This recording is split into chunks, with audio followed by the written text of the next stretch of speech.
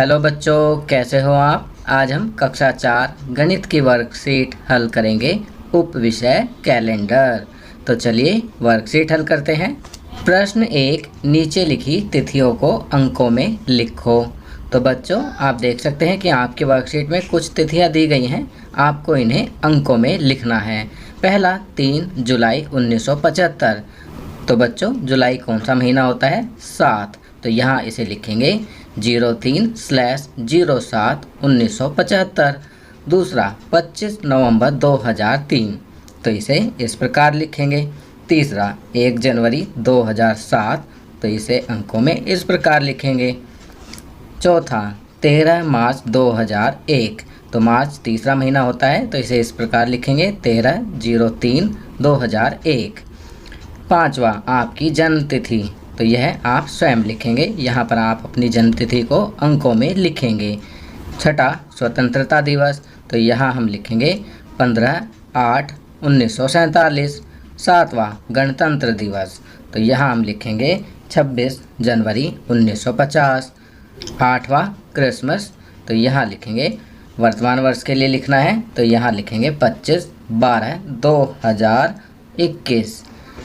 गांधी जयंती, तो ये भी वर्तमान वर्ष के लिए लिखना है, तो यहाँ लिखेंगे 02/10/2021, 2 अक्टूबर 2021। नव वर्ष वर्तमान वर्ष के लिए, तो यहाँ हम लिखेंगे 01/01/2021, 1 जनवरी 2021। चलिए आगे बढ़ते हैं। प्रश्न 2, नीचे लिखी तिथियां बताओ। तो यहाँ पर कुछ तिथियां हैं, आपको इन्हें बताना है। कैसे? जैसे 5/5/06, इसे हम लिखेंगे 5 मई 2006। दूसरा 20/5/10, तो इसे लिखेंगे 20 मई 2010। तीसरा 7/11/19, तो इसे लिखेंगे 7 नवंबर 2019। चौथा 29 फरवरी 2020, तो इसे लिखेंगे 29 फरवरी 2020। पाँचवा 12/9/15, तो इसे लिखेंगे 12 सितंबर 2015। चलिए आगे बढ़ते हैं। प्रश्न 3, कुल दिनों की संख्या ज्ञात करें। तो यहाँ पर आपको कुल दिनों की संख्या ज्ञात करनी है। पहला 12 सितंबर से 23 सितंबर तक, तो आप 12 से गिनना स्टार्ट करेंगे और 23 पर रुकेंगे, तो ये हो जाएंगे कुल 12 दिन। दूसरा 29 जनवरी से 5 फरवरी तक, तो इसे भी इसी प्रकार गिनेंगे, 29 फरवरी से गिनेंगे और 5 फरवरी तक, तो हो जाएंगे 7 दिन।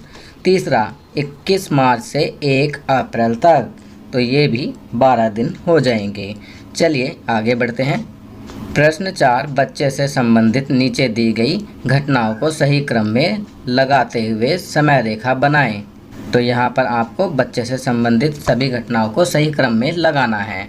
आपकी सुविधा के लिए मैंने यहाँ पर समय रेखा बनाकर इन सभी घटनाक्रमों को सही क्रम में लगा दिया है। सबसे पहले बच्चा पैदा हुआ 12 जुलाई 2019 को।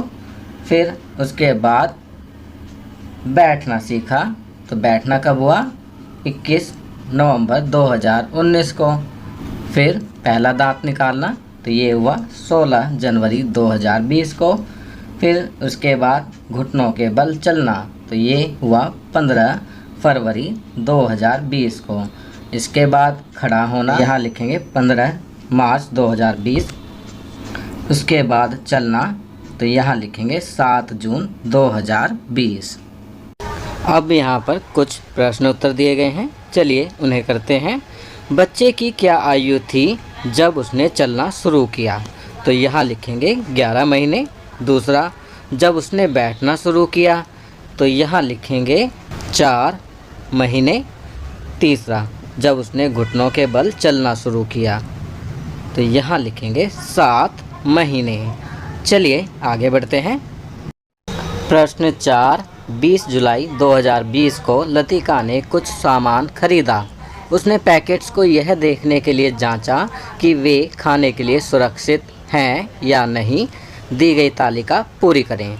बच्चों आप देख सकते हैं आपकी वर्कशीट में एक तालिका दी गई है, जिसमें उत्पाद जैसे मक्खन, दवाई, चटनी, ब्रेड, आइसक्रीम, फिर उत्पादन की तिथि अर्थात वह कब बनाई गई, उसके बाद खाने योग्य वो कब तक है लिखा हुआ है। आपको समाप्ति तिथि लिखनी है और फिर लिखना है 20 जुलाई 2020 को उसे ख़रीदना चाहिए। तो यहाँ आप हाँ या नहीं लिखेंगे। पहला उत्पाद है मक्खन, जिसकी उत्पादन तिथि दी गई है 12 मई 2020, खाने योग्य है 180 दिन तक, अर्थात इसकी समाप्ति तिथि लिखेंगे 12 नवंबर 2020 और यह 20 जुलाई 2020 तक को इसे हमें ख़रीदना चाहिए हाँ, क्योंकि ये खाने योग्य है। दूसरी दवाई की उत्पादन तिथि है 12 जुलाई 2018, खाने योग्य है 11 जुलाई 2021 तक। तो समाप्ति तिथि तो यहाँ दी गई है, तो क्या हमें 20 जुलाई 2020 को इसे ख़रीदना चाहिए? तो यहाँ लिखेंगे हाँ। तीसरी चीज़ है चटनी की उत्पादन तिथि है 14 फरवरी 2019 और ये खाने योग्य है 12 महीने तक।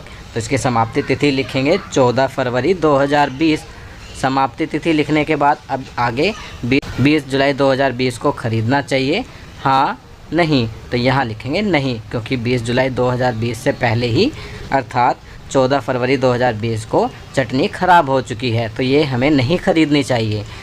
अगला उत्पाद है ब्रेड, जिसकी उत्पादन तिथि है 19 जुलाई 2020, खाने योग्य है 24 जुलाई 2020 तक। समाप्ति तिथि 24 जुलाई 2020 तक। 20 जुलाई 2020 को ख़रीदना चाहिए हाँ।